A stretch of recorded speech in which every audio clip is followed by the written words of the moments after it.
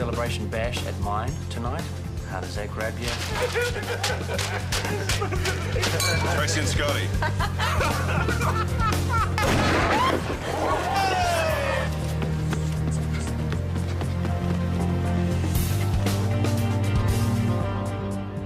Scotty? He's not out here. Or if he is, he doesn't want to be found. Maxwell. Not helping you guys. Was Carr still here? He can't have got far. Maybe he went for a stroll and taken the night air. How come he's not answering his phone? No, I'm trying again. Well, I'll recheck the backyard again. Voicemail.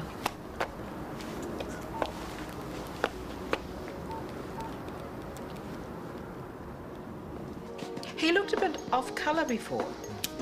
Tad ungrateful, don't you think? Leaving your own engagement party like that? Oh, I'm sure he has reasons. Maybe he didn't want to spoil anyone else's fun. Might be time to call it a night. I second that. Well, while everyone's in the mood to party, why don't we celebrate our engagement at the Ivy? Who's in? Thanks, but I think I'll head home. We'll pass too if it's all the same. Any sign? No, sorry. I knew Scotty was antisocial, but this really We'll is... drive a few streets and look for him. Well, I'll stay here in case he turns up and make sure the kids don't get into the campus. Thanks. Thanks, Scotty. Ladies, who fancies a quickie? A drink. I'm buying. Sorry, not tonight. I can't either. Isaac, have you got a minute? Actually, I'm completely free. What can I do for you? David King. The open collie? Come and see where they've stashed him. What's he doing out here? Is the room not ready? No, and it's not going to be. They've got him parked here for the night. Why? Simple. User pays and the rest can get stuffed. What's going on? Mr. King's post-op. He needs a room. There's nothing I can do. We're at full capacity. Edie's got them lining the corridors too. Well, in ED that happens, but not for elective surgery. We had a bed booked for him. Yes, but he is stable, and an ED patient became unstable, and we had no other choice. Rachel overbooked the private admissions, which means the public patients get bumped, or in this case, evicted. It's outrageous.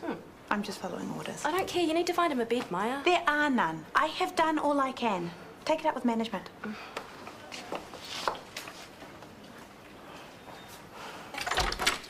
Scotty? Oh, thank goodness you're all right. Why wouldn't I be? Because you left? Without saying anything? Everyone was worried. Oh, I didn't mean for them to be. It felt like a walk.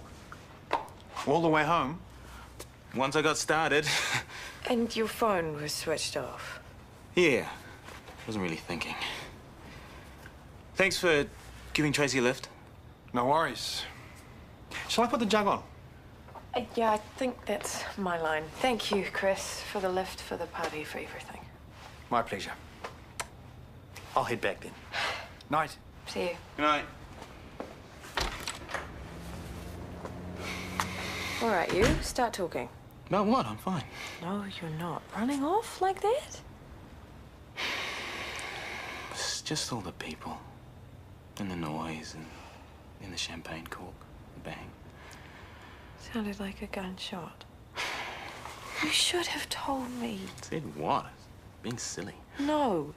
You've been through hell, and now you're back at work full-time through a massive restructure, and we're engaged. At the very least, it's stress. Tracy, I'm fine.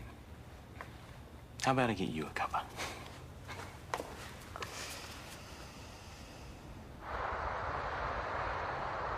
And because their engagement was ruined, no one was in the mood to celebrate ours, so we all went home. So, is the wedding off? Of course not. We're still getting married. You met Scotty and Tracy, you dummy. Oh, right. The real couple. You can't expect people not to be surprised. Surprised? Yes, but they could try to be happy for me. Least my own mother could. And speaking of... Go easy, eh? Dance! Hey, guys! What are you doing back? Oh, I had nightmares of bridesmaids dressed as an apricot. I had to make sure it wasn't so. What's not? How are you all?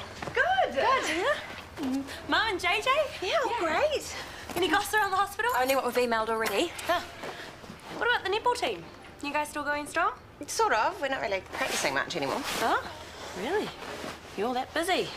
You and TK and everyone. Well, TK's away, and what with Scotty and everything. Way? Where? Back home, setting up his mid-eye clinic thingy. Oh, good on him. Any idea when he'll be back? A couple of weeks, he said. We've hardly noticed he's been gone. It's been so busy. And now we've got a wedding to plan. Yay! Yay! Mr. King had just had an open cholecystectomy. Now, granted, it wasn't part of the initial surgical plan, but no post-op patient should have to spend the night in a corridor. I agree. We all do. It was an unfortunate glitch in communication. Oh, don't hide behind management speak. Perhaps the opening of the private ward was rushed. It wasn't. It was. And, as usual, the public patients have had to pay the price. Mr. King's recovery was compromised. Steady on. What measures have been taken to make sure this doesn't happen again? The superfluous admissions list has been destroyed and all staff have been rebriefed on procedure. And you have my word, all patients will be in rooms from now on. Added to which, we expect minimal disruption to the surgical schedule. And my apologies for the inconvenience caused to all. Can we move on? Fine, but if it happens again... It won't.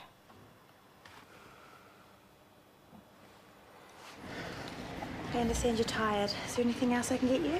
I need to go to the bathroom. Which is why I provided a bottle. Well, I can't do it out here. I'll find somewhere private for you to be wheeled to. Oh, tell me you found Mr. King a room for tonight. I haven't so far. Then that's it. I want to go home. You're not well enough to be discharged yet. You need regular pain relief, and we need to keep an eye on that wound.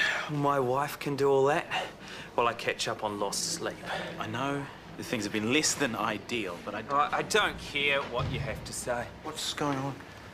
David King, one day post... I'm familiar with the situation. Do we know when a room will be free? Not unless another patient is discharged. Which may not be today. So I've got to spend another 24 hours out here. No thanks. I'll go and page your surgeon. Well, hopefully it won't come to that. Rachel gave her word that no one would be without a bed. No one who's private, you mean? Obviously, we'll do all we can. Fine. Just so long as those rich folk don't have to go without. Hi, Mum. Hi. Tanya! What are you doing back? I've come for the wedding. Don't say a word. I know you don't approve. Well, having you back means at least that one good thing has come out of this. But you're right. Let's not spoil the moment I've missed you. Oh, missed you too. Ah, you have another daughter? Oh, Bella, this is Tanya. She's been in Australia. Hi. Cool. Look at you. You're so beautiful, just like your sisters. Are you sure they're all yours? I mean, they just look so different from you. Although, obviously, you're all very beautiful in your own way. Thank you. So, can I buy you lunch? Oh, that'd be lovely. Well, meet me at the cafe in half an hour. Great. Bye, Bella.